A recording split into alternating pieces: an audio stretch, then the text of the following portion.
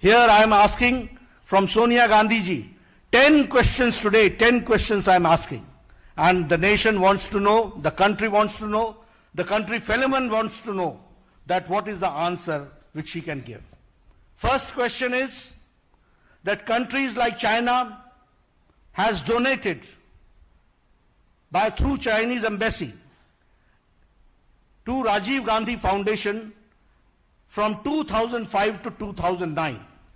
Not only this, the tax havens of Luxembourg donated Rajiv Gandhi Foundation every year between 2006 to 2009. Now you can understand, Luxembourg, the tax havens, जहां हवाला में हवाला होता है, ऐसी जगह से राजीव गांधी फाउंडेशन को पैसा मिलना, यह किस बात को इंगित करता है?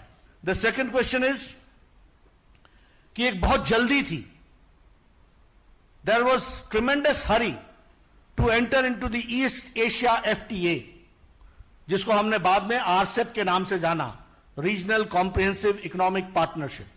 What was the haste?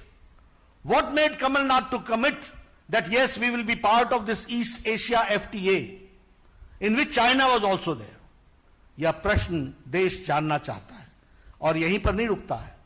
Parallelly जब हमने अपने आप को ईस्ट एशिया एफटीए के साथ इंगेज करना शुरू किया, जिसको 2019 में आरसेप के नाम पर भारत के यशस्वी प्रधानमंत्री मोदी जी ने 15 देश एक तरफ रहने के बावजूद 16वां देश भारत ने अपने आप को अलग किया, यह कहते हुए कि this is not in the interest of farmers, this is not in the interest of MSME sector, this is not in the interest of the labourers and this is not in the interest of the agriculture.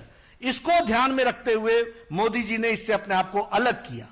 लेकिन जब ये इसमें हम engage हो रहे थे, east Asia जो RCEP के नाम से जाना जाता है, ईस्ट एशिया एफटीए, तो पैरेलली भारत का चाइना के साथ डेफिसिट ट्रेड 2003 में, जो 2004 में 1.1 बिलियन था, वह बढ़कर के 2013-14 में 36.2 बिलियन हो गया.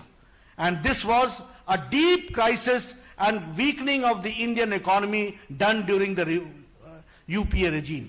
Now this second question is, what was the need to be in a hurry to come to engage in RCEP? Number one. Number two, the question is that parallelly, how the India's trade deficit gained, and from 1.1 billion dollars, it reached to 36.2 billion dollars, US dollars. This is what we have to understand. क्या ये quid pro quo तो नहीं था? The third question which I would like to say, what is the exact relationship between Indian National Congress and the Communist Party of China? What is the MOU? What is the unsigned MOU and what is the signed MOU? What is the tacit understanding between Communist Party and the Communist Party of China? The country wants to know, and country wants to know the details of the MOU, signed and unsigned. The tacit understanding which has taken place between which takes care of the interest of Chinese or China government through the Indian National Congress. My fourth question is that the Rajiv Gandhi Foundation, RGF, worked in close association with China Association for Internationally Friendly Contact. और ये जो संगठन है, China Association for Internationally Friendly Contact, this is a vehicle used by Central Military Commission of China. This is a vehicle used for Central Military Commission of China, which the purpose of this commission is to infiltrate, to influence the voices of the leaders of the other countries. Now I would like to know, what was the role of Rajiv Gandhi Foundation with the friendly contact of China Association of Internationally Friendly? And what was the relationship between Central Military Commission of China, which was trying to infiltrate and influence the policy makers of our country and trying to influence their voices, इसके बारे में हम जानना चाहते हैं. Now the fifth question is related to the PM National Relief Fund. The country would like to know कि प्रधानमंत्री national relief fund जो लोगों की सेवा करने के लिए है, जो लोगों के हार्ड अर्न मनी है, जो लोगों की राहत पहुंचाने के लिए है, जो प्रधानमंत्री के माध्यम से जनता जनार्दन की सेवा के लिए है, उसमें से 2005 से लेकर 2008 तक राजीव गांधी फाउंडेशन को पैसा क्यों गया? Why the money was diverted from PM National Relief Fund from 2005 to 2008 to Rajiv Gandhi Foundation? This is the question which the country and my country fellow men wants to know. Rajiv Gandhi Foundation took hefty donations from major Indian corporates और लोगों के लिए गरीबी का नारा लगाते रहे. The rhetoric was about poor people. गरीबी के बारे में बोलते रहे, लेकिन कॉरपोरेट्स के साथ बड़े डोनेशंस लिए गए और बड़े डोनेशंस के जगह पर हेफ्टी कॉन्ट्रैक्ट्स दिए गए और यह था क्विड प्रो को. इसको कहते हैं क्विड प्रो को. एक तरफ से पैसे लिए गए और उसी माध्यम से, उनके इन्फ्लुएंस से हेफ्टी डोनेशंस भी लिए गए और हेफ्टी कॉन्ट्रैक्ट्स भी दिए गए. यह मेरा छठा प्रश्न है. मेरा सातवां प्रश्न है कि प्रधानमंत्री नेशनल रिलीफ फंड का ऑडिटर कौन है? Who is the auditor of PM National Relief Fund? The auditor was Thakur, Vaidyanathan and Iyer Company. This was founded by Mr. Rameshwar Thakur, who happened to be the Minister of Finance, State Minister, Union State Minister of Finance. अब आप देखिए national interest कैसे compromise होते हैं. And he was MP of Rajya Sabha for 2 terms and he was governor of 4 states. 4 states का वो governor था. तो ऐसे Rameshwar Thakur was his company was the auditor of PM National Relief Fund for decades together.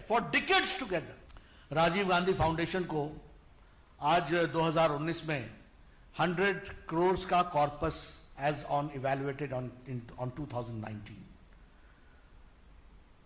मैं जानना चाहता हूं कि राजीव गांधी फाउंडेशन को जवाहर भवन के नाम पर वह जमीन करोड़ों की परपेचुअल लीज पर कैसे दी गई?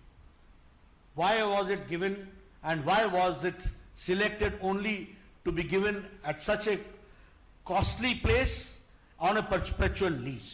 यह भी देश जानना चाहता है. डॉक्टर मनमोहन सिंह ने 100 करोड़ रुपए इनको 1991 के बजट में दिया. उसके बाद कंटिन्यूअस मिनिस्ट्रीज ने, वेरियस मिनिस्ट्रीज ने इनकी फंडिंग की, PSUs ने फंडिंग की. But now the people of India wants to know that why the accounts of Rajiv Gandhi foundation refuse for the CAG auditing. क्यों ऑडिटिंग नहीं हुई? Why it was refused? Why RTI was not applicable in Rajiv Gandhi Foundation? Now my 9th question is, Rajiv Gandhi Foundation not only took money and there were scams, but it also gave donations, dodgy donations. पैसा तो लिया ही लिया, देने का भी काम किया और वो देने का काम dodgy तरीके से किया गया. I would like to know कि राजीव गांधी फाउंडेशन ने कैसे डोनेट किया राजीव गांधी चैरिटेबल ट्रस्ट को, जो कंट्रोल्ड होती है बाय फैमिली, परिवार के द्वारा चलती है, on by Christian missionary organisation known as World vision.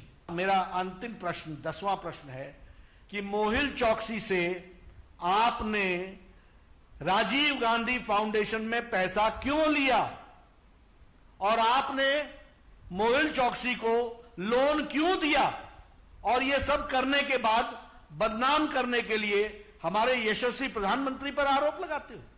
देश जानना चाहता है कि मोहिल चौकसी से राजीव गांधी फाउंडेशन का क्या संबंध है और आपने उसको लोन देने में किस किस प्रकार से मदद की है, यह देश जानना चाहता है.